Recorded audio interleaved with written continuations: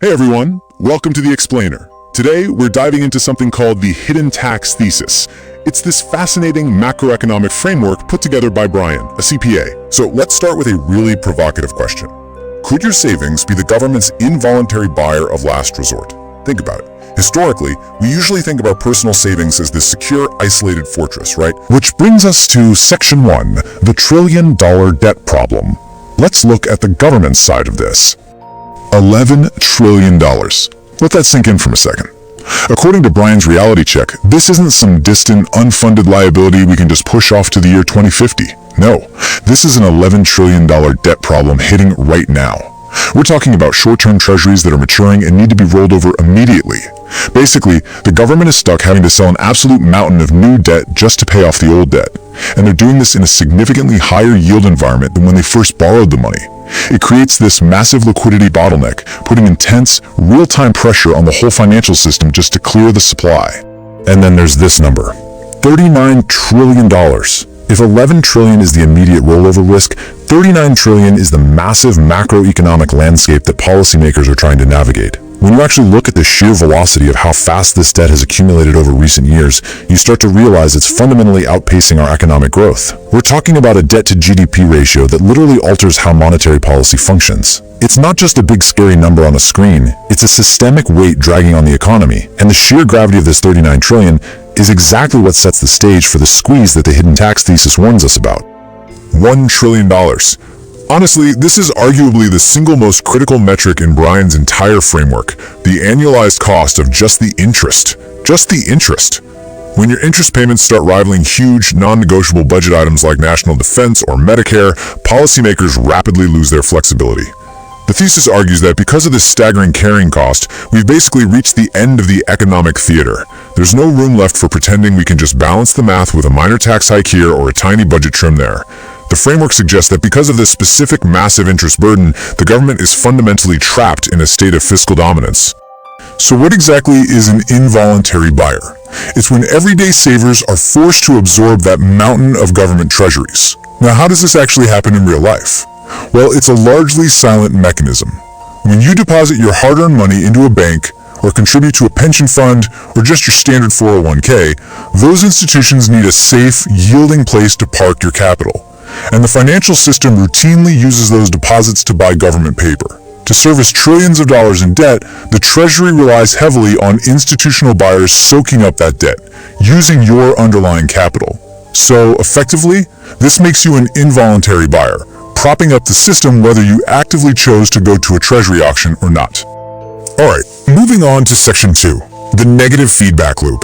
Let's break down the actual math of the squeeze. On one side of the equation, we have the government's medicine, and that medicine, printing money. When the government is trapped by a debt burden it just can't organically finance through taxes, the thesis argues its only realistic way out is monetizing the debt, essentially expanding the money's supply to cover its obligations. But on the flip side, we have the citizen side effects. As the currency is debased to keep the government solvent, you, the citizen, feel the side effects through structural inflation and a harsh loss of purchasing power. It acts like a stealth tax. Your capital simply buys less, just so the government can survive another day. The mechanics of this squeeze follow a very specific, undeniable chain reaction. Step 1. As the market gets flooded with massive new debt issuance to fund the deficit, buyer fatigue inevitably sets in and organic demand falls. Step 2. To compensate for that dropping demand and attract new lenders to clear the market, interest rates are forced upward. And Step 3. This macro dynamic trickles down directly to your personal bank account. Because the baseline risk-free rate moves higher, the cost of capital across the board skyrockets. Suddenly, everything from your mortgage to auto loans and credit cards becomes incredibly expensive. The government's desperate need to attract capital literally makes your daily cost of living less sustainable. So, what do we do about it? Section 3. Building a financial fortress. It's time to talk about protecting your wealth. Brian, the CPA, lays out 4 critical mindset shifts you need to make to escape this dynamic. First off, you have to stop being a sitting duck. That means waking up to the reality of structural inflation and the sheer inescapable math of this sovereign debt problem. Next, you need to escape the siphon. In practical terms, this means stepping away from relying purely on fiat-denominated bonds or cash reserves that are just getting slowly drained by negative real rates.